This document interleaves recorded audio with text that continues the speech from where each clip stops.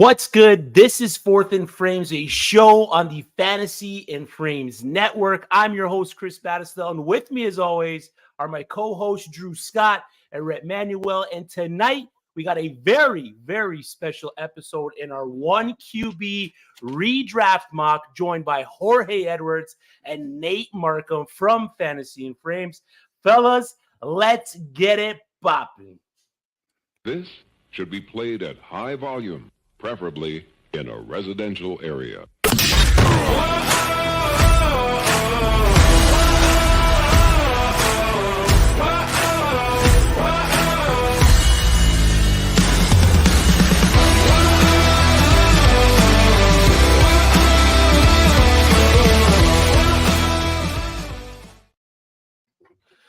Welcome to the show. We appreciate everyone tuning in live or listening on the stream. Go to the Fantasy and Frames Twitter page. Follow us on Twitter. Head over to the YouTube channel. Subscribe to the channel. Like the stream. Rate the podcast. Your support is appreciated across the board. We got a big episode tonight, a 1QB redraft mock, and we got a full cast of characters. Jorge Edwards from Fantasy and Frames, Rhett Manuel from Fantasy and Frames, Drew Scott from Fantasy and Frames, and Nate Markham from where? Fantasy and Frames. Fellas, how is it going tonight? We'll start with you, Jorge. How's your night been? I know you've been pretty busy, but are you winding down or you're gearing up for this mock? I'm winding down the stress, and I'm gearing up for the excitement of what this mock is going to be like. This is going to be first time mocking with all you all on screen, so can't wait to get to it, man.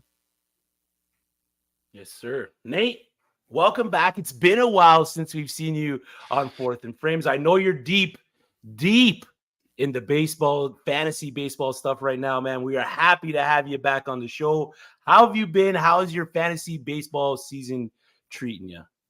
Yeah, I'm never too far removed. I'm watching from afar at all times. I like to chime in every now and then with you guys, but baseball's going okay. Baseball's a grind, so I'm always more like I find myself easier to just stop what I'm doing and jump in an underdog draft or jump in a draft with you guys or talk football much more than I'm inclined to be in the heart of football season and someone ask a baseball question and pivot to that. Like once baseball's over, baseball's not dead to me, but it's gone. Football always lives here.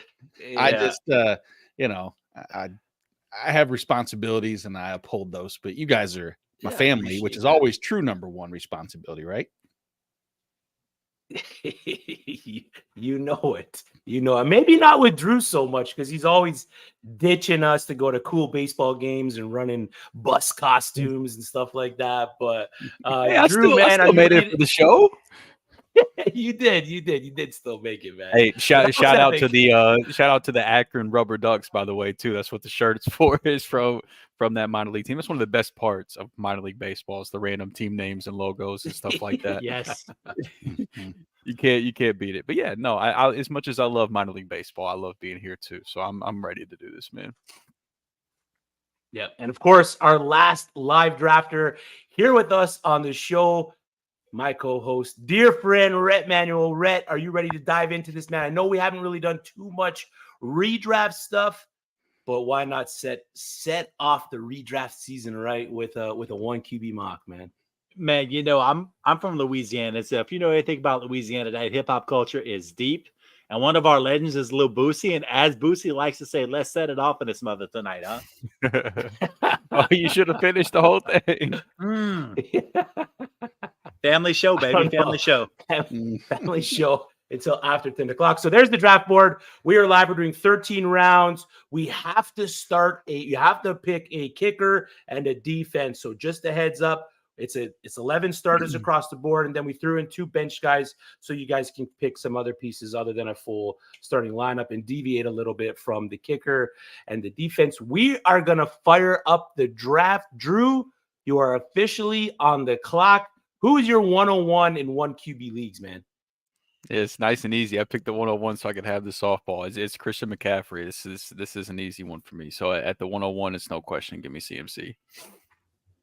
Yeah, pivoting from the wide receiver there is just the sheer volume play of Christian McCaffrey in San Francisco that makes him the 101 for you. Yeah, I mean, it's the mix of volume, talent, scheme, just everything that you could ask for. I mean, you have a running back that you know is going to get the workload and an offense that you know is going to put up points. You know, Shanahan calling up the plays.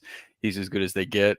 Touchdowns are tough to predict on a year-to-year basis, but you know the touchdown upside is there in that offense. And so, yeah, it's just I prefer to go hero RB for the most part in one quarterback redraft leagues. We'll see how the board falls because it always changes, but being able to get CMC at the 101 and then possibly load up at receiver or grab an elite tight end at the 2-3 turn is enticing for me. So yeah, give me the sure thing with CMC. Isaac Guriendo doesn't scare you at all. Cody Schrader doesn't scare you at all, Drew. None of these guys you're gonna cut it to Christian McCaffrey's playing time. No, not in the slightest. Elite I'm not athlete? worried. Yeah, yeah. Don't you know what you're doing, Chris? Don't do this to me, man. I got a gift out at Justin Jefferson at 104. I believe Bijan Robinson went 103. Gator J picked CeeDee Lamb at the 102. Nate, are you good with Christian McCaffrey going the 1-1 there? What Drew's talking points were with him picking Christian McCaffrey there at the 1-1? Yeah, I mean, at the end of the day, realistically, it's variance as far as boom/bust games, and I don't think there's too many people outside of really CMC, especially at running back, that you can almost feel as comfortable that you're never going to have out short of injury that you're going to do anything. There we go. Sorry, I has on the clock. It's a great irresponsible. Yeah. Speaking of being irresponsible, I was just looking at, I'm like, yeah, I'm going to be able to go hero RB2 and take my guy who is my running back 2 in the leagues this year. But lo and behold, our beloved guest, our baseball-loving, beholden guest, just decided he was going to go ahead and screw me over. So at that point, I just have to go with a guy who just has had the volume over the past couple of years. And take him on the same bound situation. Yeah, So, I like that value. Prize. I like that value. Now, Chris, I'm kind of curious. So you're not 104 getting Jefferson. You're not no hesitation there with whether it's Sam Darnold or JJ McCarthy. Like you're not worried about the step down from Kirk Cousins and the volume that we were getting with Kirk at quarterback and how accurate of a quarterback he was. You're not worried about that step down at all with that possibly affecting his fantasy value.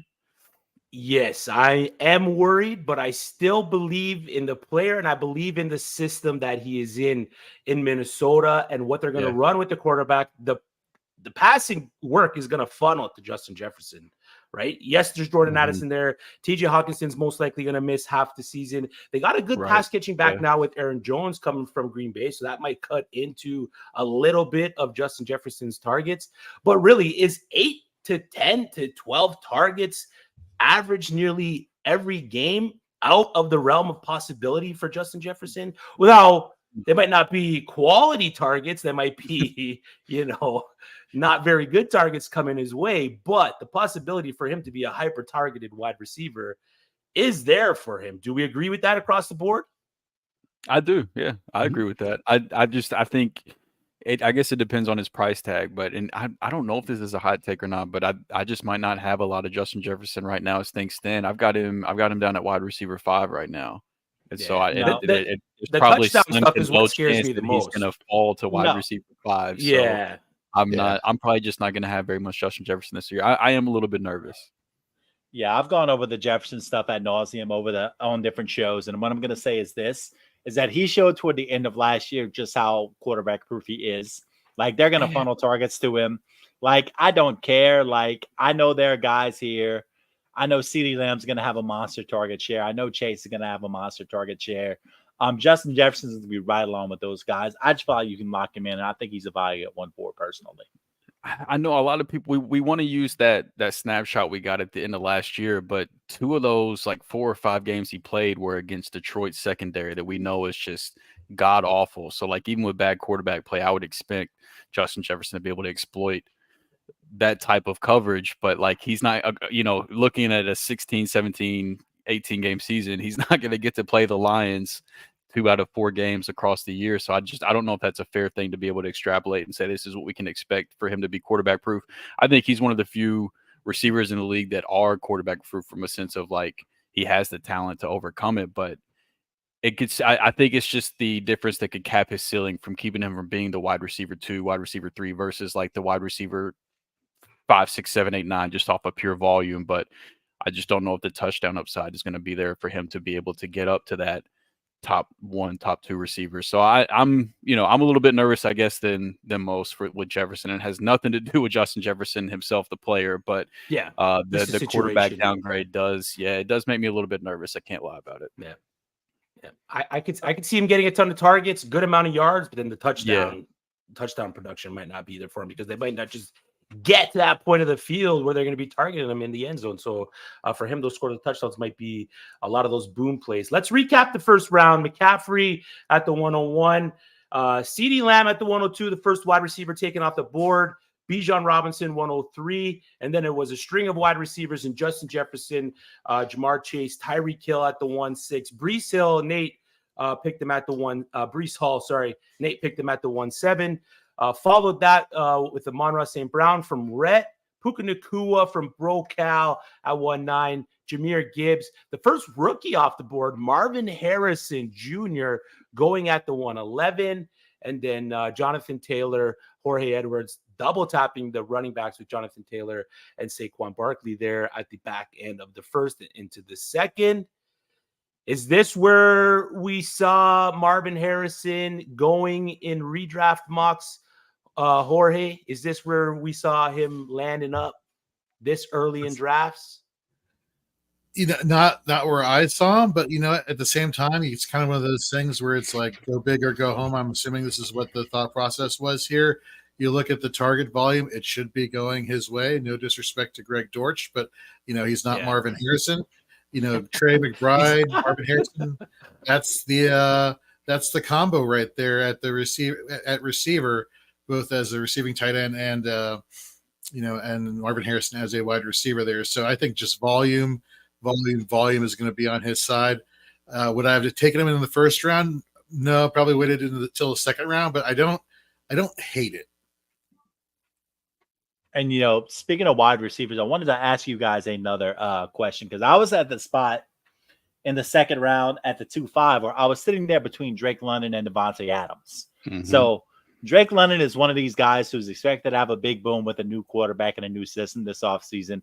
And Devontae Adams is just one of those dudes that gets the volume no matter what. So sitting where I was that 2-5 and you were between those two guys, obviously I went Drake, but I want to go ahead and ask somebody like Drew, who I know is high on Drake London and is big on Devontae Adams. What would you have done in that situation? Drake London was my best receiver on the board at that point. I've got him at my wide receiver 11 right now, which is 2 spots ahead of Devontae Adams. So, I mean, how much I've loved Drake London, the player. So now that he finally has the quarterback that can give him an actual legitimate NFL quarterback play and not the, all-time bad quarterback play he's had to deal with at this point through his career. I think that was a great value where he got him out there, and he was the best player on the board for me as well. And then I just got sniped on the guy I was hoping to take right there, so that's unfortunate. But I guess leave it to the Tampa Bay Bucs and to snipe me on the guy I was hoping. Yeah, I love Mike Evans at the 2-3 turn, knowing that he's going to be Baker's number 1 guy next year. To be able to get a number 1 target like that's going to get funneled so many targets at the back of the second round, I think is a great value. So yeah, that was a little heartbreaking. I had him queued up, ready to go. So that's disappointing, but it's all right. We move on.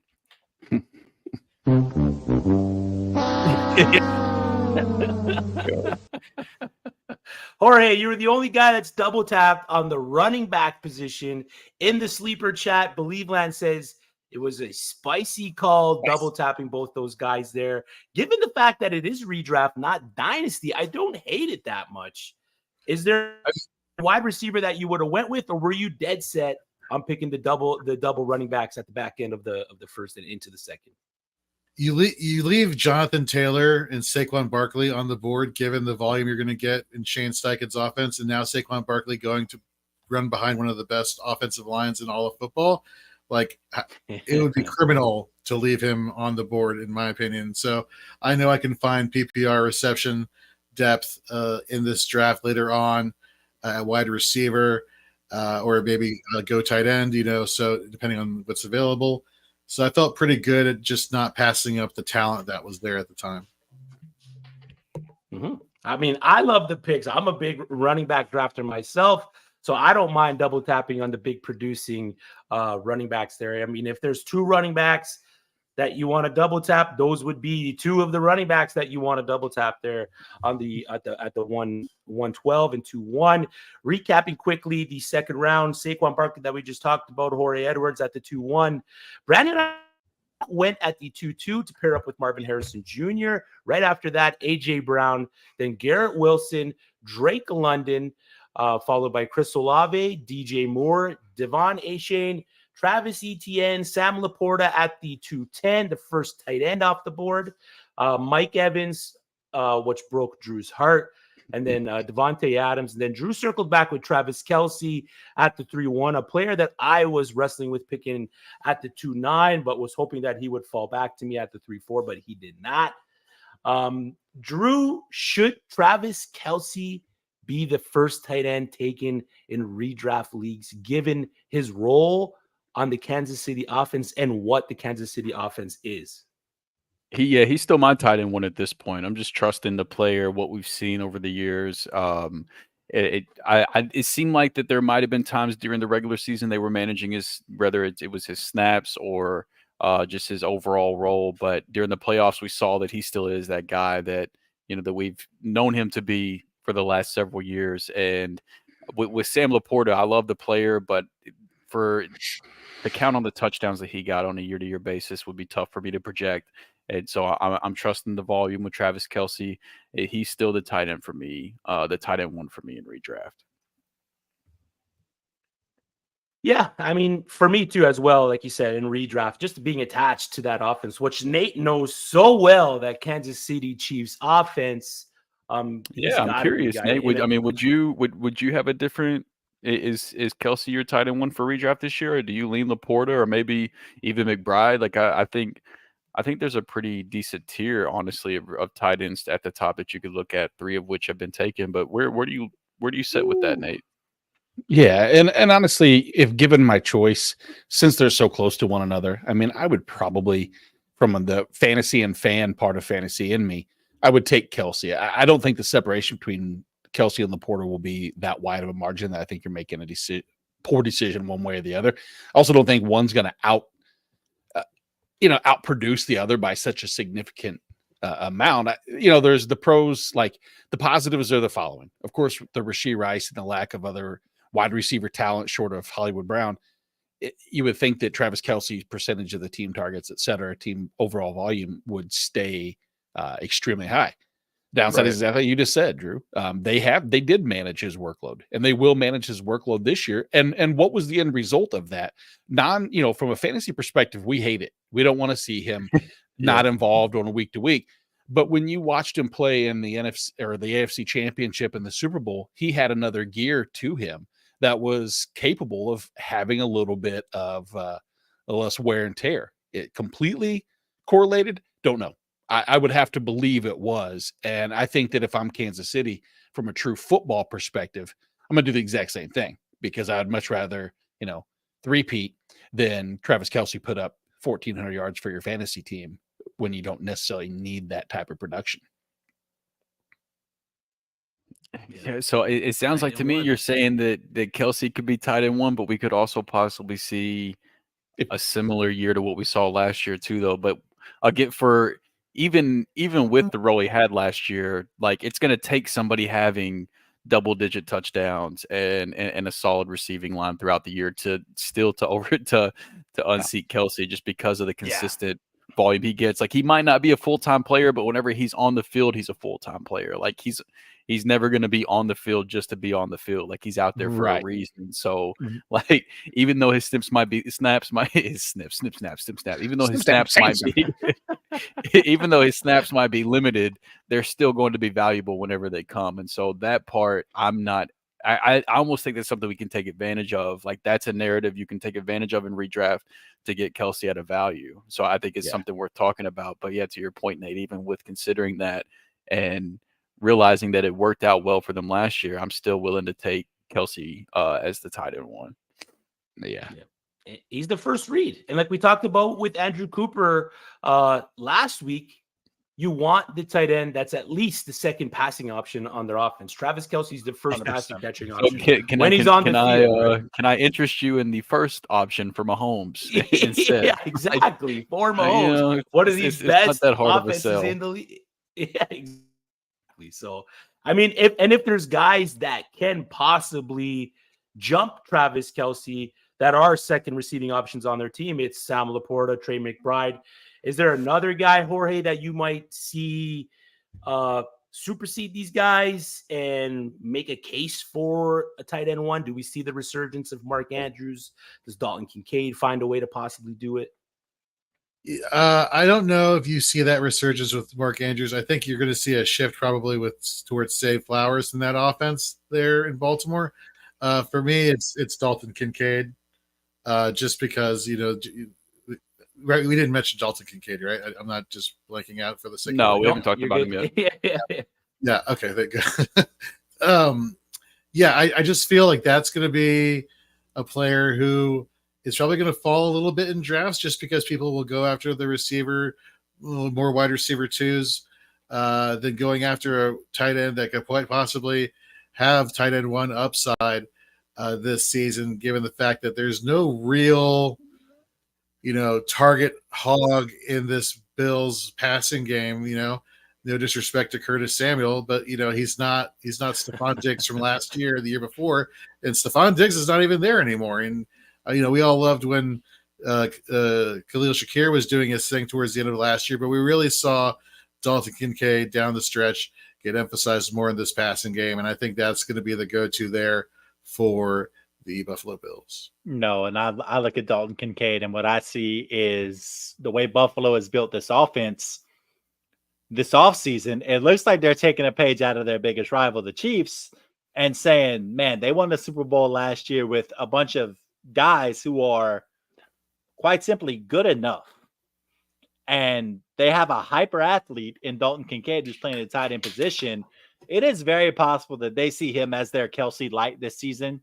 And if that is the case, and he ends up with 120, 130, 140 targets, I mean, any tight end that's getting that sort of volume, I mean, we saw with Evan Ingram last year, he had 142 targets, and he ended up being a top 5 tight end. So that is the ceiling for Dalton Kincaid this season, undoubtedly, in my mind. Mm-hmm. Yeah, I mean, the all this talk, we still haven't even talked about the tight end one yet after all this talk. Look, one highlight reel catch on Twitter does not make him the tight end one yet. It does on 4th and Frames, Jorge. All right, we're a pro Kyle Pitts show on 4th and Frames. Not picked yet. We don't want to do any kind of table talk here, but not picked. There goes Patty Mahomes. I thought you were going to take Patrick Mahomes. I know you're a wait on QB guy, but so I'm a wait on. I'm a wait on one of the two onesie positions in a 1 quarterback league. I'm not going to take a tight end and a quarterback early. It's going to be one or the other. So with the way the board fell with me taking Kelsey, that was basically me saying like, hey, as much as I'd love to take Anthony Richardson here, who would have probably been the guy I would have taken if I was to take one, you know how I get down with Anthony Richardson. But with me already investing in Kelsey, whenever it comes to those two onesie positions, especially in a mock like this where you have to start 3 receivers, I'm not going to invest early draft capital in a quarterback and a tight end. It's going to be one or the other most cases, unless there's just like an extreme value that I can't leave hanging out there. And yeah, so Anthony Richardson's the guy that's going to be like, I'm going to want to take him in every single mock, every single league I'm in. Like it's going to be a huge problem for me. this year. So I guess it's good to have one mock under my belt where I don't take him to see how that shakes out, because there's probably not going to be that many where that's You're the already case. hating it. You're already hating it. I can see it on your face. Yeah, I'm sick. I'm sick already. But I will be interested to see how your team plays out, because you're doing essentially what I said that I typically don't do. So like and this is why I love mock drafting. Like I like not just the team that I draft, but I like looking at what other people do too, and how did that play out. And even if you take a player out, like maybe it's not the exact player you would have taken, but if you like look at the players 1 or 2 or 3, 4 spots down the board from the person that that person took, you can still kind of look at how teams might shake out. And so like I'll be interested to see how your team plays out with investing. 2 of your top 5 picks have been on 2 onesie positions. So I'll like to see how that plays out. There's no way. There's I guess I kind of walked into this one, but I was, Drew, I was gonna say the same thing. It's the only time I've ever gotten that comparison in my life. But I consider it a compliment, so I appreciate your hoove. It is interesting it's just I agree with Drew in that I do try to, pay attention to see how many teams go with the double onesie positions. And sometimes obviously when value's there, and the drop off from those guys. The tight end position is weird in that it is definitely deeper than what I think we've seen over the last however long that is, because we're looking at 6 tight ends right now that if I asked any one of you if any one of those 6 finishes the tight end 1, I don't think anybody would scoff considerably at that notion, because I think that each one is in a position that they are the potential outside of maybe Laporta, and it's close, I guess, in Atlanta. Maybe it was they too, but everybody should be theoretically the target leader for their specific team, or at least very, very close to. And yeah, it's like 1A, 1B for pretty much all those guys. Right. I mean, I guess, and that goes hand in hand. Of course, they wouldn't be a top 6 tight end off the board if they were the option number 4 on their team. That just does, that always is the case. I don't need to, hyperbolically mention how they might be the top target. Well, no fucking shit, idiot. Of course they're going to be a top target, or at least close to, if they're going to be a top fit 80 pick, something like that.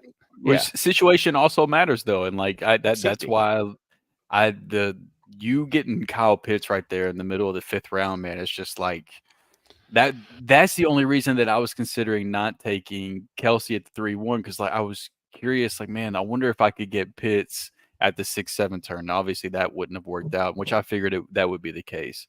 You guys kept talking about him. I was like, shut the fuck up.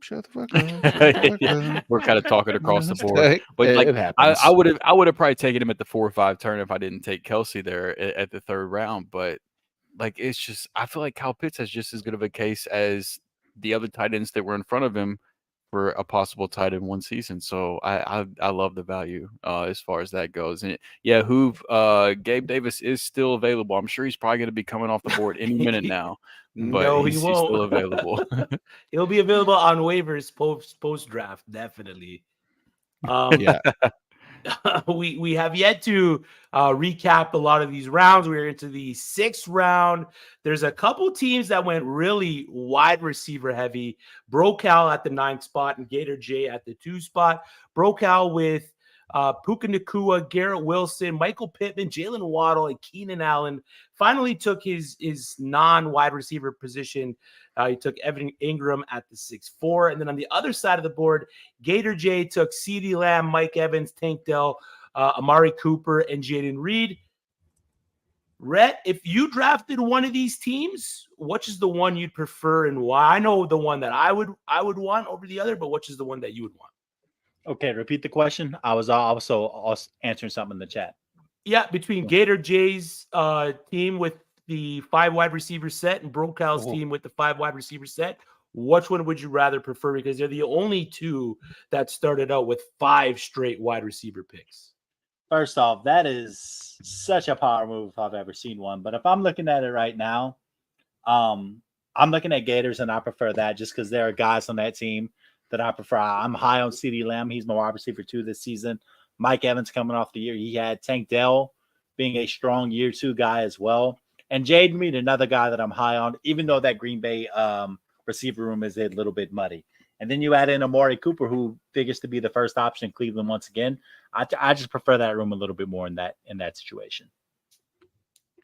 Does anyone else feel like they'll take the Brocal side, the side with Nakua, Wilson, Pittman, and Waddle, Allen over the Gator side? I think it's close, but I could definitely make it. Brocal side. I could make an argument for it for sure. I think it's close, but like you have Puka, who projects to be the wide receiver 1 for a Rams offense that retooled the offensive line. Stafford should have plenty of time to pick apart defenses. And even with Cup on the field, Puka was still extremely productive. You've got Garrett Wilson getting the Aaron Rodgers bump, and you guys know how I feel about Garrett Wilson with how much we've talked about him prior to the Aaron Rodgers injury last year. And then Michael Pittman being tied to Anthony Richardson, who I think is, it doesn't get the credit he deserves as a passer. Jalen Waddle has a ton of upside. Keenan Allen is a nice little safety blanket. Like, I think it's a great blend of safety and upside. And I love that wide receiver room. But I think they're both relatively close, honestly. It's almost like you look at. I'm sorry, Nick. Go ahead. No. Go for it. I was going to say, it's almost like if you look at one side, you look at Gator J's room, it's very much like big play dependent to a certain degree. Whereas for Brocal, I see more target volume to these wide receivers. So, any given day, Mike Evans, Tank Dell, Amari Cooper, can take it to the house. CeeDee Lamb, yes, he's very much going to be targeted in this offense. Jaden Reed, to Rhett's point, we don't know exactly where the situation is in Green Bay as far as who's the true number 1 when all are healthy. And I emphasize that talking about Christian Watson. But going to Nakua, Garrett Wilson, the year that we should have had last year, going to happen this year, knock on wood. Pittman, Waddle, Allen. I don't know. I feel like for Gators, for a half PPR, that's more suited to that roster. But for a full PPR, I like Brocals. Yeah. I like the Brocal side as well. When you're looking at it, you got I swapped the pick. I timed out with Kamara. Just a heads up, fellas. I swapped my Kamara pick because I timed out. There was no way I was picking off a Kamara there. I missed that I was on the clock. I saw that Drew was on the clock. And I was like, I wanted Calvin Ridley. Drew's gonna absolutely pick Calvin Ridley here. Drew, were you going Calvin Ridley? Did I pick? I was not, because Deontay Johnson was on the board still, and so that was where I was going. Absolutely, man. I think he's going to be a target hog for Bryce Young next year. And that's like that offense has just been dying and begging for a receiver that can actually separate and get open. Like nobody in the room Thielen's probably the best at it. And that man is just, living on a prayer, which no disrespect to Adam Thielen. He had a good year, but it's just, you basically get a guy in Deontay Johnson who's a little bit younger and does everything that Adam Thielen can do, except at this point in their careers, I think he does it better. And so I think Deontay Johnson's in for a huge year, and being able to grab Kyler Murray too. I think that he is an incredible value in redraft leagues right now, just with bringing in Marvin Harrison Jr. and then what he has on the ground as well, the rushing ability, the upside you get from that. I've got him at quarterback 7, right where he went. But it's just, I think that there's a tier break there after Kyler with the upside he gives you with his legs, along with the upgraded pass catching options he has. So I was pretty excited to see that turn come to me. I like it. Just a heads up, it looks like our at least on my end, the draft board is frozen. I don't know if you guys can see it. I did just get a tornado warning come across my phone, so my internet looks like it's starting to get a little bit choppy. So hopefully it refreshes in time, or it's live on your guys' end. We are. You already try refreshing it? No, there you go. It's back. We are live. Okay. We are through 6 rounds. I agree with Jared here. I agree with Jared here in the comments. I do think that there is a big bounce back coming for Chris Godwin with the notes coming out of camp that they're planning on using him in the slot more, which is where he's been most productive throughout his career. I don't know why it took this long to get back to that, but I think that there is a big bounce back coming for Godwin. And so I just wanted to highlight that comment and mention that, because none of us on screen picked him, so I didn't want that to go overlooked. But and then one other thought just for you, Chris. Have you thought about just telling the tornado to go away? Yes, I have been screaming, "Go away, tornado!" Come back just another just day. just a thought, just in case. All right, we are through 6 rounds. We'll go around the frames here. We'll start with you, Nate. Give me your favorite value pick of the draft so far, if you think there is one, and the biggest reach. Yeah, I was looking at 2 different ones, and I mean, I had both at one point queued up. I had Josh Jacobs queued right where I took Derrick Henry. It was between him and Jacobs. I think Rhett getting him in the 4th. I know that running backs in that area between the 4th and the 6th round, everybody seems like a pretty decent value from the names, and I think running back has a tendency to get pushed down just a little bit and start to become value. But I think Josh Jacobs clearly is for me, the person who's in the best situation on this sending offense. He's the lone person who that I think should get any and all the work there. We know he's capable of possessing and maintaining a 300 touch season. I don't want to put 300 touches on that guy guaranteed, but I love that. Joe Mixon was the other one. I think Joe Mixon's kind of the always the best value name, especially going around there, because again, attached to a high-end offense. We know Joe Mixon's not exactly the efficiency king, but I worry about nothing else in Houston as far as on the running game. I think that Dare Ogunbowale and Damian Pierce is Ogunbowale still there? I don't even know. I have no clue. Exactly. Yeah. Oh, that answers that a lot right there. If you 4 don't know that, then that tells me I'm not too worried. As far as reach, God, that's a tough one for me right now, just simply because I feel like we've all been in dynasty mode so long that some of these, old heads all seem like reaches, but I'm not 100% sold, and this is just my 2 cents. I don't know where I'm at right now with Cooper Kupp. As far I can't say it's the 4th round, man. I don't want to sour on the fact that I don't trust the health, because I think that's a shit way to approach somebody's value. But it's like, I love the upside, but it's where it's at, man. I never saw him look back to normal at all. There was very few situations post-injury, and then actually I guess it's all pre-injury, because when you keep getting injured, it's either pre or post-injury depending upon which game it was. I don't know. I think I'm probably gonna have to be out, but to call it a reach sucks. I hate doing that. I don't like tagging that, but I'll pass along. Let someone else hate. All right, Jorge. Wait, before you answer, we do got one in the chat. Oh, sorry. HoofTube, biggest value, Terry McLaurin. Biggest reach is coming for me. McConkey there at the 7-4, which, could be considered a big reach. Maybe I'm buying him or picking him at his ceiling. Time will tell with McConkey there. But you can definitely see McConkey as a reach. Jorge, biggest value, biggest reach. Biggest value for me is let's see here, in the 5th round. Oh man, that's a tough one for me. I'd probably say you can say it's Lad McConkey. I want to say, even though it's a hot name in Dynasty, him going to Chicago, Rome Odunze, I'd rather pick somebody who I feel is going to be on the field a little bit more, like an Addison, a Godwin, a Ridley as a one, a Deontay Johnson has a very clear path to target volume. We just don't know what the situation is going to be in Chicago and how well, I know we're getting spoiled year after year with these rookie wide receivers coming out and at least one of them hitting, but that's not typically the norm. And so I don't really want to bank on that so early on in my draft. I'd rather take somebody that's a little bit more established. So that would probably be my biggest reach right there. Best value, however, is probably David Montgomery, because this guy is probably one of the most stable performing running backs in the NFL. Everybody wants to get swept away with Jahmyr Gibbs, and I get it. Guy's explosive. He has the talent. He has the draft capital, insert superlative that you want. But David Montgomery's there. He's not going away. And for this year, for this Lions offense, which they didn't lose their offensive coordinator to another head coaching position.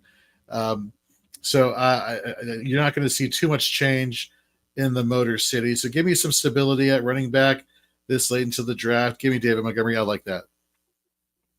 Yes, 2 solid picks there. Drew, what's your take, man? All right, Rhett, what's your take? Go ahead, Drew. These guys, man, I sign up for this every week. That's crazy. Biggest value, I would probably say Kyle Pitts in the 5th round. I think is the biggest value. I've already talked about him, but it's just I can't get off of that. That's probably my favorite value there up to this point.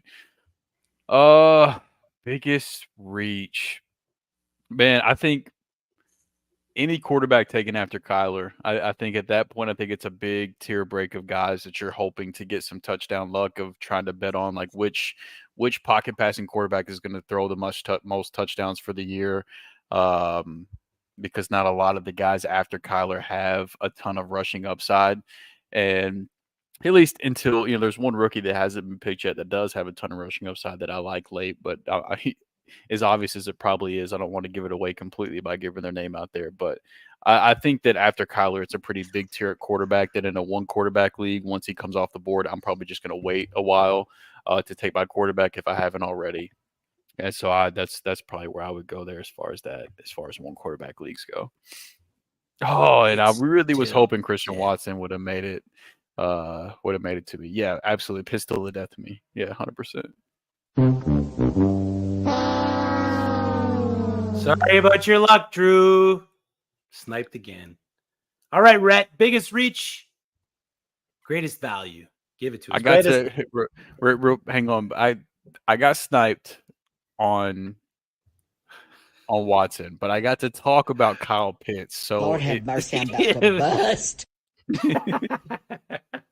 I'm good. I'm good over here. You're good to go. All right, Rhett. Give us what you got, man. Greatest value. I know it's hard to call anybody in the first round of value, except when you have the NFL leader in receiving yards and Tyreek Hill going at 8th overall in this draft. I mean, that is in a redraft league. I mean, that's exceptional value for me for sure. I mean, this is a guy that is going to get these targets. He's going to get the target share. The big player's going to get there. Mike McDaniel loves him. Tua loves him. It's hard to look at that guy and say that he's not an exceptional value where he's currently sitting. As for current biggest reaches, because of the uncertainty, I'm going to go to the same team and look at Rashee Rice in the 5th round and kind of say, look, we don't know exactly what that's going to look like before the season starts, if he's going to serve any suspension at all, whether it's a half-season suspension. We don't know what it is. So for me, with that uncertainty, that's probably a guy that I'm just staying away from for the most part, even though I really do like the talent. Good answers. For me, biggest reach is Brandon Ayuk at the 2-2, being taken ahead of guys like A.J. Brown, Garrett Wilson, maybe even Drake London, Chris Olave, DJ Moore in a redraft league. I think I'm comfortable taking all those guys ahead of Brandon Ayuk, only because I don't see Brandon Ayuk having a possibility to finish as a top 5 fantasy wide receiver at the end of the season. A.J. Brown, Garrett Wilson with Aaron Rodgers, Drake London with Kirk Cousins, Chris Olave, possibly, and then DJ Moore with Caleb Williams are 5 guys that could have a better chance at finishing as a top 7, top 8 fantasy wide receiver over Brandon Ayuk. So they're considering the guys that went after him. I might consider him the biggest reach of the draft so far. And then value, I'm going to go, and I hate to do this because I love breaking his balls, but Deontay Johnson at the 7-1 being taken behind guys that are the respective wide receiver 2s or 3s on their team. And all we've been doing is preaching how much target volume Deontay Johnson's going to see in Carolina, and he's getting taken there a little just too late for me. So that's the greatest value. Another day, in another my victory eyes. for the OG, taking down the sweats. There it is. I hate Chris. You're a smart man, Chris. You're a smart I man. had to preface that by saying that I hate to give it to Drew, but I had to give it to Drew there. I mean, gotta give the man his flowers where he deserves them. And Deontay Johnson there is a great pick. Anyone disagree with any of the reaches or values across the board if we remember them at all? I think we're pretty clear. We're no problems here. yeah. We are 8 rounds through. Our teams are looking pretty good. No team with the double QB yet, so we got some pretty sharp drafters. There is two teams without a QB, which I think is okay considering the QBs that are still on the board. Caleb Williams, Brock Purdy, Tua Tagovailoa, Jared Goff, Jaden Daniels, Justin Herbert, Trevor Lawrence, Kirk Cousins.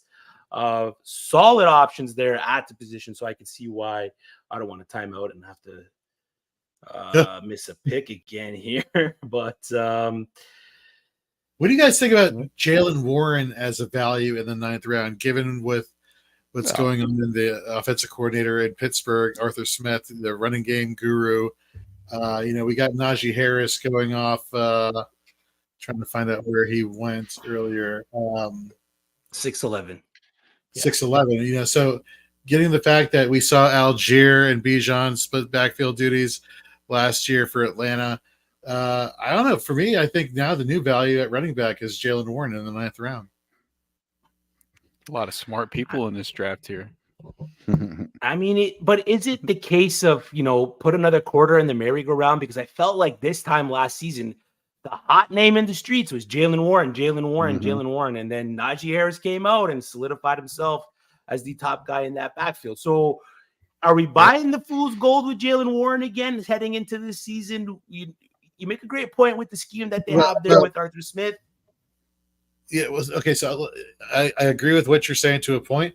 It's I don't know if it's a question if you're buying the fool's gold with Jaylen Warren. Are you buying the conservative play calling from Arthur Smith? Okay, that's a good way to look at it. We got a question in the chat from Jared. I'll say this. I'll say this real quick on just to your point. Yeah, I know you said Najee established himself as the RB1 of that backfield, but I mean, in points per game, he finishes the running back 31, and Jaylen Warren was the running back 35, and they were only 1 point per game behind each other. So the establishing wasn't very established. It might have been kind of established, but it wasn't that established. You know what I'm saying? So for them to be going basically 3 rounds apart, to Jorge's point, I do think it's a value at that point because the separation and production is very minimal. Yeah, he definitely did more with less touches than what Najee Harris did with the amount of touches that he had. So, absolutely, man. Yeah. But I think also one thing about that too is that I think the Steelers showed that they did one thing is they want to increase the potential for more positive touches from Najee Harris. When you look at what they did with that offensive line and drafting Zach Frazier, Troy Fontenot, and I think everything was designed to establish a running game. So even I think this goes back to Jorge's point: is one a value? Yes, Jaylen Warren is a value at 9. Could both be values? Because what we're seeing in ADP, this could be. This is probably the furthest I've seen those two separated. Typically, it's not 3 rounds between the two, at least in my minimal amount of drafts. I haven't done nearly as many as others, but I think that's what the team is gearing to do. And I think that the floor is probably elevated for both. Jaylen Warren's ceiling might have stayed the same. Maybe it's Najee's ceiling that's a little bit higher. But then again, that goes to say, there's always 1,000 pieces that you start breaking down. It's like, oh, well, the Steelers maybe might not be as good, and maybe they'll be better and they'll have leads and they won't need to pass as much, or maybe they won't be as good and they'll get behind and they'll have to pass. I don't know how good the Steelers are going to be because I don't know who the quarterback's going to be necessarily for the season. If it's Russell Wilson because they're winning, or is it going to be Justin Fields because Russell Wilson can't support that offense and they're losing games. I have to believe they're going to win 10 games and they're going to be ahead in most. And I think Najee's probably going to be, finish higher between the two, but the better value is Warren 3 rounds later. Was that just full circle of just ramble, or did there actually, is there something in there? There was cohesion there. You're right. Okay, well, thank God. Here's where I am on backfields like Tennessee and Pittsburgh. Is that with these two, with both of those backfields seemingly so tight. You know, Tony Pollard, Tajay Spears, Najee Harris, Jalen Warren. It's a dead horse, and it is a well-beaten dead horse. But at that point, two guys that are so tight, I'm just going to go ahead and take the more efficient guy who's going later on for me. And in both of those cases, Jalen Warren was the more efficient back last year, and Tajay Spears was the more efficient back last year in those backfields. So I would go later on both of those guys in both of those situations. There you go. So I'm pretty much not going to touch either of them too, unless they come at a great value. There's just not a backfield that I want to be involved in at all. Let's get to the question from Jared. He's interested to know everyone's thoughts on the Titans receiving room. He's asking for a friend. Of course, that's Tyler Boyd, DeAndre Hopkins, Calvin Ridley, my sweet darling Treylon Burks, Chigoziem Okwanku. I hope I did that right. So he's just Chiggy O's. Across the board, like who's the guy? Okay, let's play keep trade cut. Okay. Tyler Boyd, Calvin Ridley, DeAndre Hopkins. I think that's a pretty easy question across the board. We're all keeping Calvin Ridley. That's where I'd be at. Yeah. I'm yes, I want to say, but I also think that if you're talking about trade, I think Calvin Ridley probably has the best trade value of anybody. If he's probably the only one with any trade value. And I don't know if he's going to. You could sell it that Hopkins already has like the familiarity with Will Levis from playing last year, and Calvin Ridley's coming off the street this year, like new to the team. You could try to sell it that way if you wanted to trade Hopkins and his name value. So I think that there's a way to be able to trade either one of them. What's crazy is if you look at like the percentage of the team targets, DeAndre Hopkins, I think, was like 9th or 10th in the NFL last year. So, I mean, we know it's hard to see a person go from nearly 30% of the team targets to drop out of the equation with the introduction of any receiver. But then you throw in two receivers that are capable of Tyler Boyd and securing targets out of the slot effectively, and Calvin Ridley, which if we've seen in camp, I mean, what they say, he looks fast. Wow, shocker. And who are you cutting? So who are you cutting? Are you cutting Tyler Boyd? Tyler Boyd? Yeah. You're just going to hold the hope that Treylon Burks turns into why they got rid of AJ Brown and you can cut them both. Calvin Ridley and DeAndre Hopkins are the only two names you need to care about in this offense. And even those two guys are going to take turns being fantasy relevant. There will be very few, if any, weeks where you're going to be excited you started both of those guys. And beyond that, I don't think there's any fantasy options in this offense as far as the passing game goes that's going to be startable on a weekly basis. Like, you're not starting Tyler Boyd, you're not starting Chig as far as just like a weekly set it and forget it type of guy. But Hopkins, really, they're going to be in your lineups. You're going to be hoping that it's their week, and they're going to take turns throughout the year. But beyond that, you should not care about this passing offense. So let me ask you a question. Does the fact that the former OC of the Bengals now being the head coach in Tennessee and then reuniting with Tyler Boyd, it's a nice story, but that's it. No, that's all it is. No, yeah, that does not magically make Tyler Boyd more talented than Calvin Ridley or DeAndre Hopkins. So no, but like that's what you have to try. I get what you're saying, but it just like you have to. Oh shit! I didn't realize that I was on. You want me to switch it, Drew? Is there a guy? Take that off. Yeah, take that off there. I didn't want. Jorge, he fell prey to our narrative talk. That's Jorge and I's most sought after weapon as we build up the old 1-2, huh? Yeah, the old revenge game narrative or player in your heart narrative, and people go off and say that doesn't, and then they miss their turn and they get to see. Yeah, I was paying no attention. Oh, Gabe Davis is up here, man. I could make Hoof happy and take Gabe Davis. Hollywood Titan, friend of Fantasy and Frames, brings up a great point. If the Titans had a QB worth a damn, the receiving core would be intriguing. Seeing what Callahan did in Cincinnati with quarterback like Jake Browning and bringing him to, at the very least, fantasy relevancy for 2 to 3 weeks. Could we see a situation where Will Levis takes the next step? for Tennessee. They've put the weapons around them. They've, addressed a bit of the offensive line. Yeah. The running back core, Tajee Spears and Tony Pollard lead you to assume that the Tennessee Titans are going to throw the ball a ton because they don't have a running back to push the ball, to push the pile, essentially. So can we see a situation? If Will Levis doesn't perform this year, they're going to be a team hunting for a quarterback next year. They've done everything that you can do to set your quarterback up for success. So they're going to get to find out if Levis is their guy or not pretty quick. Yep. Great pick there with Jameson Williams there, Drew. Thank you. You should have kept talking to him, man. Shouldn't have let him change. Yeah, it distracted me. Yeah. We are 11 rounds in. We've had 2 defensive picks.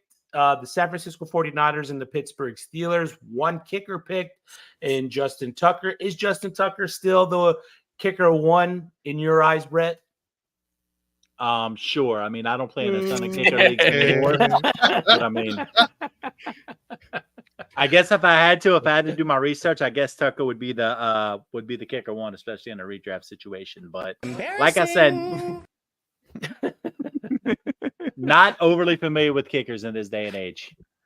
Let me give Gator a little bit of props just real quick.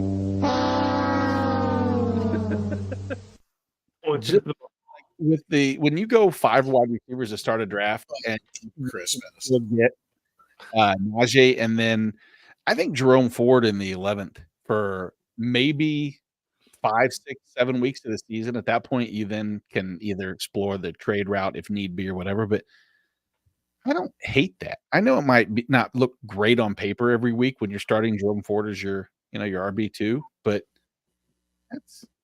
if I'm looking to start 5 wide receivers, I think he could have done much worse with the running backs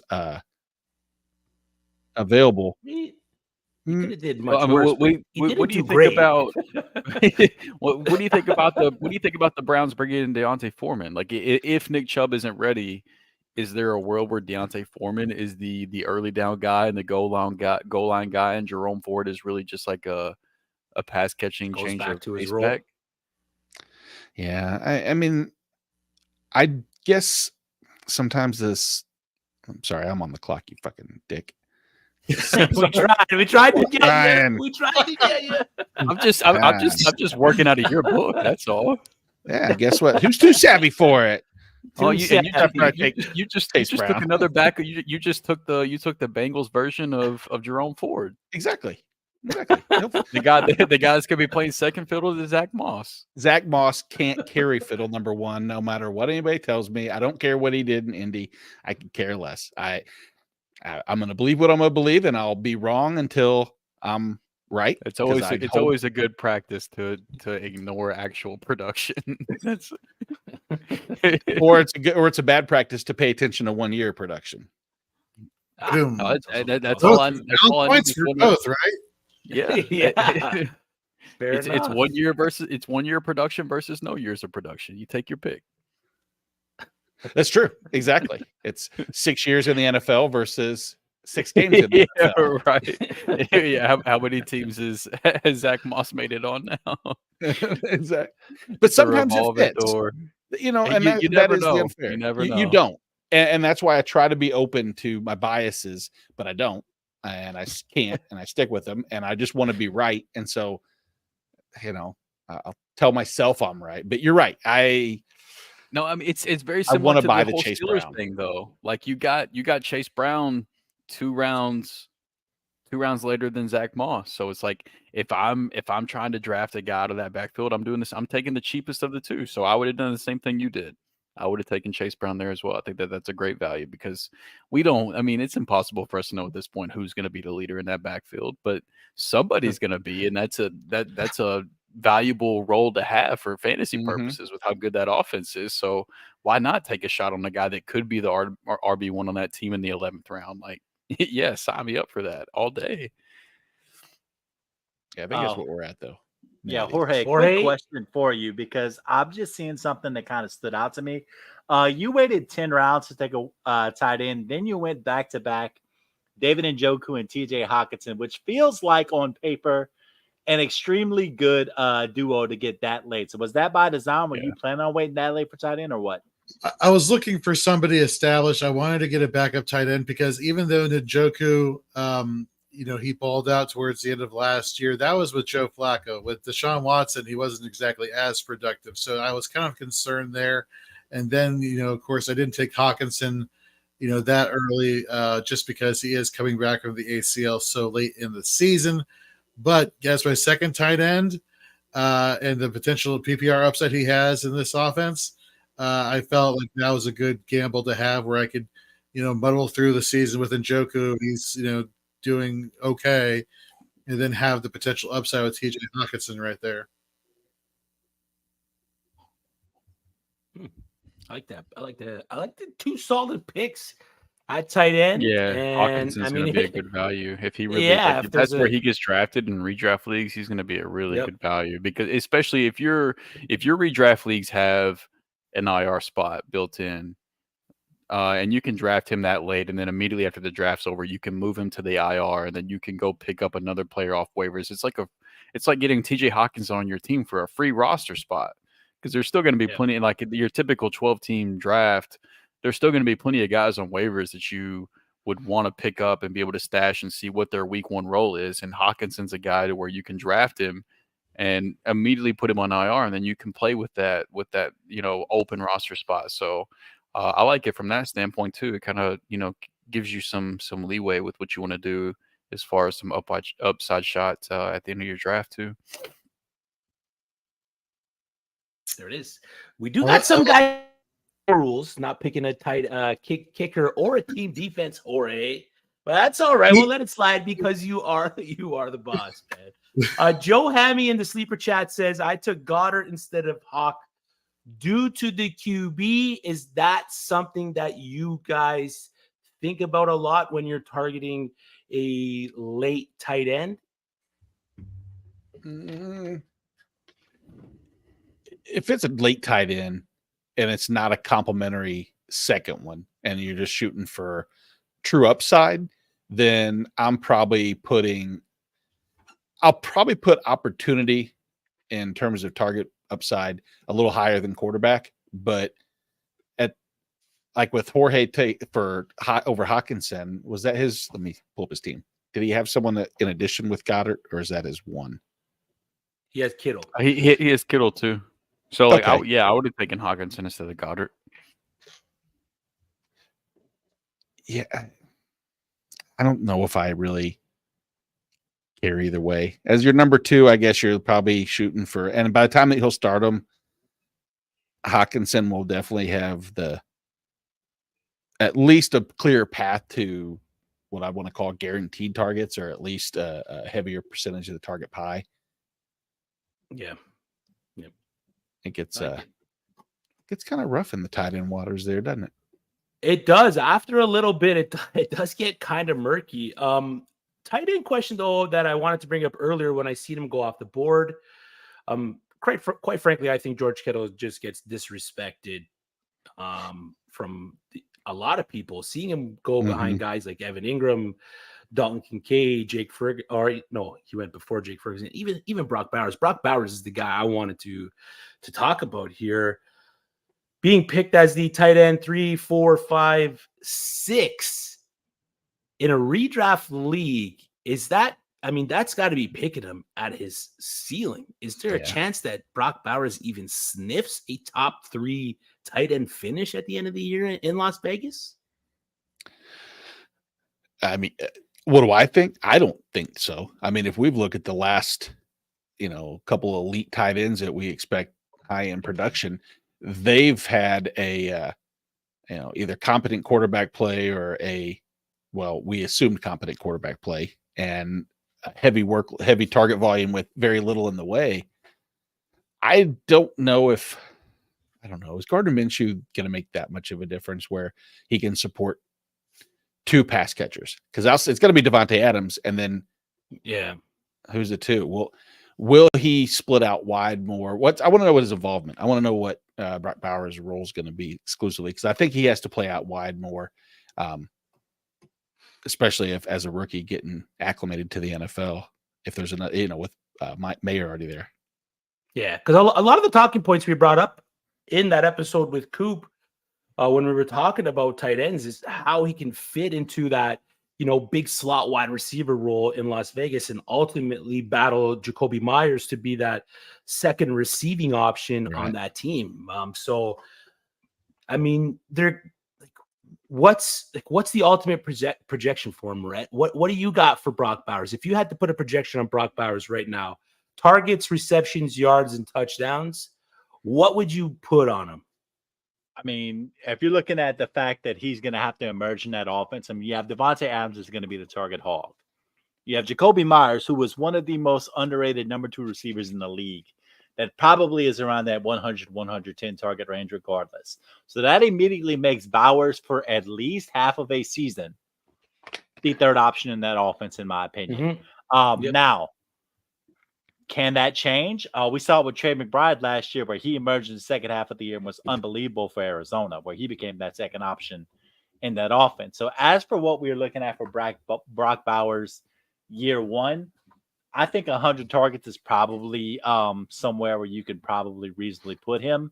If you want to talk about a 60 to 65% catch rate, that'd put him at 60 to 65 receptions. In a tight end situation with a guy who has that sort of athleticism, maybe 700 yards and maybe 4 to 5 touchdowns, which I guess would put him firmly in the tight end 1 conversation, wouldn't it? Mm-hmm. Yeah. If he has 100 targets, he would have been 10th last year.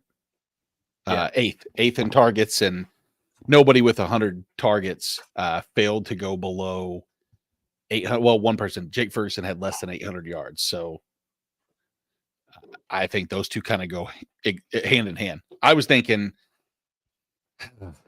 my over-under set for receptions would probably be about 70. Yeah, 65 to I 70 got him at is where I have 65. Yeah, 65 and a half perfect. is where. Yeah. Yep. And I think that's interesting because Josh Jacobs moves out of that offense and Zamir White steps into that RB1 chair. And you have receptions that were going to Josh Jacobs last year that are going to slide elsewhere this year. So it does make the Brock Bowers case a little bit more appealing in that situation for sure.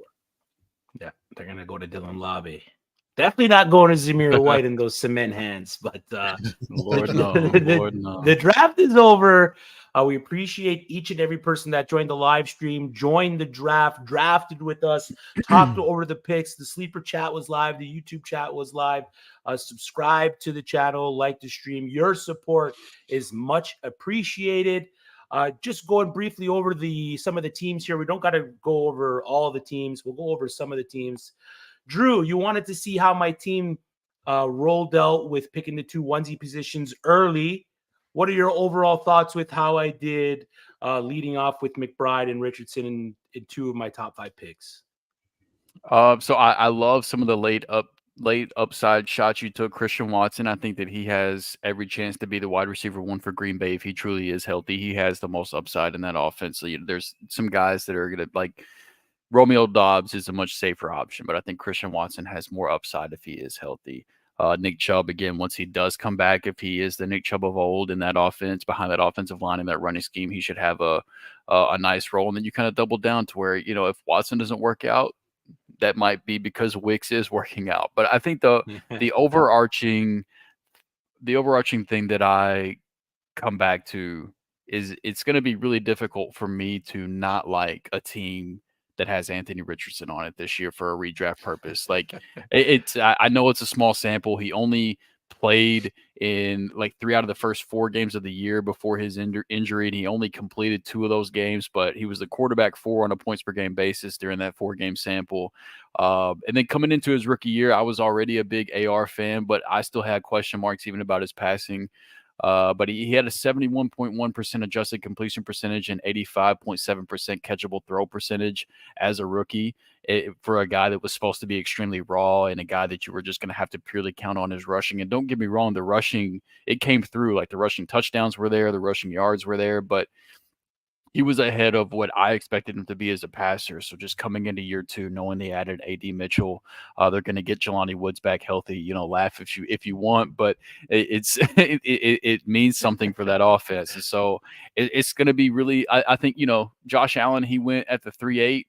I think Anthony Richardson at the 5-4 has just as good of a chance at being the QB1 this year. And so in a one quarterback league, to get a 2-year discount on a guy that has that kind of upside, or 2-round discount on a guy that gets that kind of upside, it's going to be really tough for me to hate any team that has Anthony Richardson this year. And another big takeaway, and I'm gonna go to my team for this last takeaway for me. I'm going to have a ton of T. Higgins this year, apparently, if this price sticks at all, because I got the guy at the he's essentially wide receiver 29, wide receiver 30, just depending on who I took first between Higgins and Pickens. But he's right there at wide receiver 30. The last 2 years that he's been healthy, he's been the wide receiver 22 and the wide receiver 17. And I'm not concerned about Jermaine Burton taking over the T. Higgins role unless T. Higgins does get moved.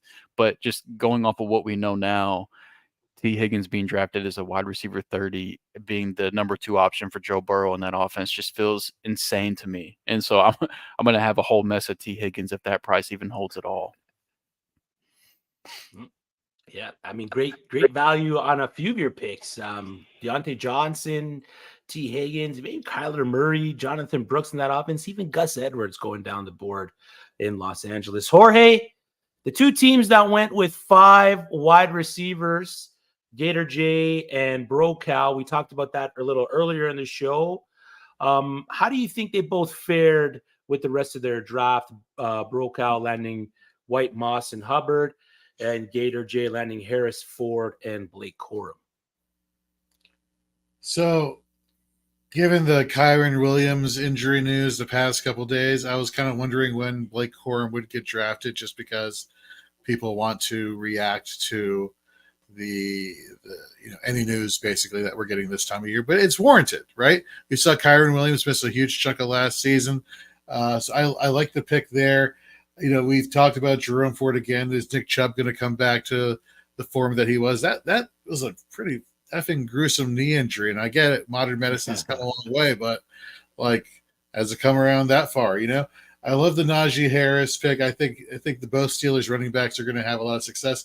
I really, really like the Dak and then Jake Ferguson stack there. I think Jake Ferguson is one of the most underrated tight ends in all of fantasy football, regardless of scoring format. So I really like that pick there.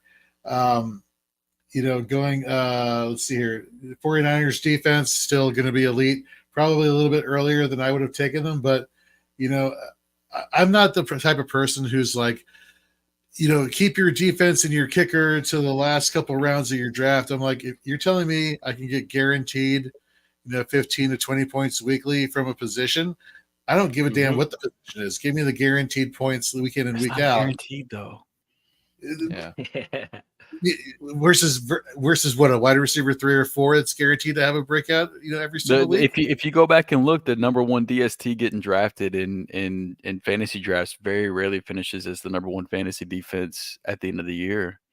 And you're drafting a defense 4 or 5 rounds earlier than everybody else, whenever it's really just like a dice roll. I don't know. That's just a difference in philosophy. I'm one of those people to where I'm telling you should wait until the last round to draft your defense or kicker, or don't even draft. You should take the Jorge route and not even draft one at all, as long as I took a kicker. I took a defense.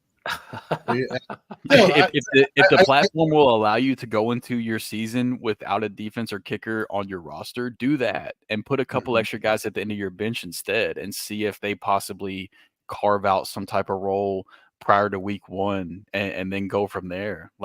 Don't even draft one if you don't have to. I get what you're saying, but at this point in the draft, for me, my thought process is, give me consistent production, whether or not it may not be, high-end production, quote unquote, versus somebody who's basically going to be sitting on my bench doing nothing for me most weeks. Yeah. You know what Maybe. I mean? All right. Maybe. That's a good point. Good point. But going to Brocal's side, Evan Ingram. Let's look at the tight ends who came after him: Kittle, Ferguson, and Njoku, Hawkinson, Goddard, Freiermuth. Well, I forget Freiermuth. I'm not a Freiermuth fan. We saw Evan Ingram really come into form once Christian Kirk went down due to injury last year. But now Kirk's back. They got Brian Thomas in the draft. They signed Gabe Davis in free agency. I wonder maybe if that was maybe that he should have gone with a Kittle or a Ferguson at the tight end position. Getting Jordan Love at the 7-9, I like it, to be honest with you. Zamir White, the volume as we saw from Antonio Pierce, Antonio Pierce's coaching last year will lend you to believe that Zamir White should be in for a big workload this year. Mhm. Like Nate, I am a huge fan of Zach Moss and him having that opportunity with the Bengals this year. I do like the rest of his draft. I do want to give it to Gator though. The Jake Ferguson really separates the two for me.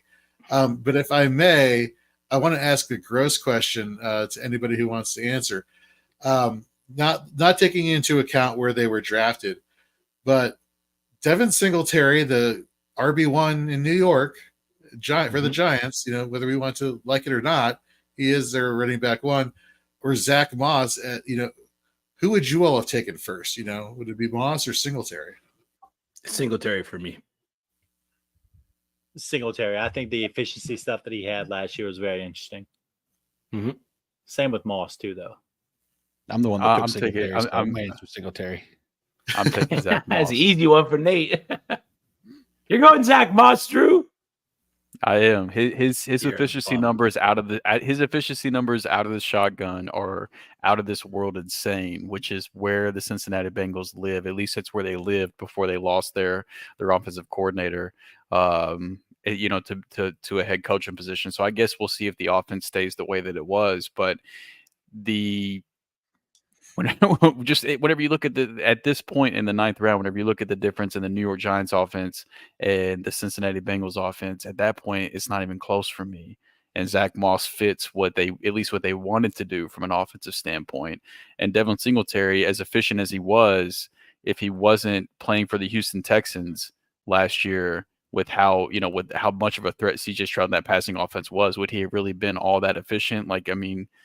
I think it's two guys at this point that have shown us who they are as players. So just give me the guy that's in the better offense. It's really that simple for me.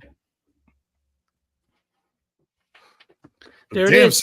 He was good last year. He did. He did. I don't disagree. I had him on a couple redraft teams down the stretch, and I was happy I did, man. But it's just that Giants offense is going to be brutal, man.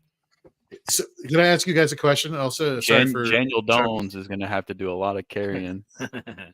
What are you guys' thoughts on Wan'Dale Robinson as far as having PPR upside as a wide receiver 3 or 4 / streaming option? Is that not even something that's entered your mind yet, or do you think that there is potential for him to produce as like a flex option during like a bye week situation? Yeah, I mean, I'm a Kentucky fan, so I've always got Wan'Dale Robinson on my mind. But I think that in a full PPR, like you're talking about in that specific situation, I think you could do worse as far as like a bench flyer for sure. I mean, because whenever he was healthy, he's been a PPR option. It's just a matter of when can he stay on the field. But yeah, I think you can do worse at the end of your draft if you're in a full PPR league. I got a question for you, Drew. Spot the efficiency. Let's play a little game of spot the efficiency. All right. What kind of research did you just do while we were talking? You ready? 13 for 28, 19 for 51, 7 for 26, 18 for 57, 7 for 21, 18 for 70, 18 for 88. I don't remember any of the numbers that you just told me. I mean, you lost me. That's right now. Let's just skip to the point to where you tell me where I was wrong. I just want you to spot the efficiency in the efficient Zach Moss that you keep telling me is super efficient, because I don't see it. He had a couple games where he popped 23 for 165, 2 tugs popped. Sure, I'll give you that. But I didn't say he was. I want to see someone doing it on a per game basis with the touches that he had. I mean, I never claimed that he was efficient. I said that he was a good. I said that he was a good fit. You with said you were Cincinnati picking wanted the guy with more efficiency. Therefore, no, I did not. What? No, I said that, you can rewind the tape if you'd like. I said that he was in the better offense and that he was a good fit for what Cincinnati wanted to do because of his numbers running specifically out of the shotgun offense. So not his old, like if you look at his box score scouting, I'm not saying he was efficient from snap 1 to snap 100 or whatever the case may be. Efficiency from no, the but if box you're score. I'm projecting gonna look at the efficiency, box score and I'm gonna see no efficiency. but if you're projecting efficiency, would you rather project higher efficiency with a running back on a good offense or a decent running back on a bad offense? You know what I mean? Or I would also like to throw in, how about a bad running back on a good offense that might lose snaps if a better running back is behind him, chasing him or pushing him, as Chase Brown could be. I believe Chase Brown is better as far as, I think he's a more likely candidate to earn snaps than anybody in New York over Singletary if we're doing that comparison. And I mean, that's not a great 1-2 A versus B. It's not lovely, but yeah. I'll give you this. Zach Moss wasn't much of a factor in the receiving game, and also last year in Indianapolis, he was more just a rushing attempt running back during his stretch there where he was playing well. So I can see that side too, that argument as well, Nate. Yeah, the only way I think I'm considering taking Zach Moss over Devin Singletary at this point is because Zach Moss doesn't have a rush first. I guess you could say Daniel Jones is going to always be looking first read and then scramble out of the pocket and rush the ball. So he might lose some of the production there. Devin Singletary might. So that might hurt him production wise. And that might be the reason why I might go to Zach Moss, because like Drew said, out of the shotgun, Zach Moss is an absolute baller, and Cincinnati Bengals, I mean, that's going to be their MO, right? With Joe Burrow. So quite frankly, I think Chase Brown takes over the role over Zach Moss halfway through the season. He's just got so much more juice. I disagree. I think it'll be before halfway through the season, but I know where you're going. I like where your head's at. Like where your head's Love at. the thought process. All right, Rhett, give it to me. We saw a couple teams pick 2 quarterbacks in a 1 QB draft. Do you ever entertain the idea of picking 2 quarterbacks? I mean, depends on how deep the rosters are, for being honest. You know, if you're going with a pretty standard league, then I mean, you probably take one and then you stream as time goes on later on the season. But at the same time, there's also the thing where it's like, okay, if you're sitting here, and it crossed my mind strictly because of value. Later on in this draft, we had Trevor Lawrence go 3rd pick of the 13th round. I mean, for a guy who is of that level, who has the potential to be a quarterback 1 to go in the 13th round of this draft, I mean, I'm always a go with value sort of guy. So I will say this, and I've always felt this way. In most cases, no, but if an exceptional value falls into your lap, i.e. a Trevor Lawrence in the 13th round, you have to at least consider it.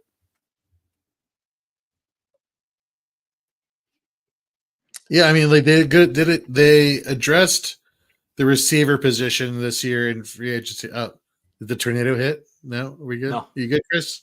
Yeah, I'm good. I was on mute. I was talking. I went to go hit the mute button and I hit the stop camera button. My bad.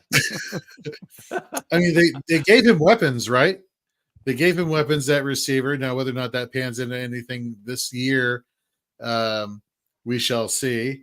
But he has the receiving weapons, and who knows? I think you're spot on.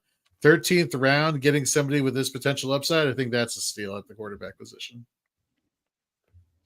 Yeah, so Calvin, thank you for bringing this back up, because I was not done yet. So what I was alluding to was that last year in 2023, the Bengals were second in the league with 59% of their running back carries being from shotgun in the 11 personnel, so second in the league in terms of the amount of opportunities. And then Zach Moss, yards per carry from shotgun in 11 personnel, Zach Moss was second with 5.20 yards per carry, only behind teammate Jonathan Taylor. So again, player meets scheme. Okay, now how many success. opportunities did he have out of the backfield under shotgun? I don't know. 20 opportunities, because given 20 opportunities and he runs 10 of those at 6 yards, his efficiency numbers are going to look awesome. Is it a small sample size? I mean, to me, 5.2 yards per carry. Size? Is it a percentage of snaps out of the backfield? Or are we looking at 5.2 yards per carry across an entire season is pretty good no matter how you slice it. Whenever you talk about a specific formation that they line up in, I mean, I'm just saying. Joe, It was Jonathan Taylor, Joe Mixon, and Saquon Barkley that were in there with Zach Moss. So it's not like he was in there with a bunch of like random, Joe Schmoes. Let's at the compare running back the attempts position. of those three guys to the attempts of Zach Moss. Well, I mean, two of them were in the same backfield last year.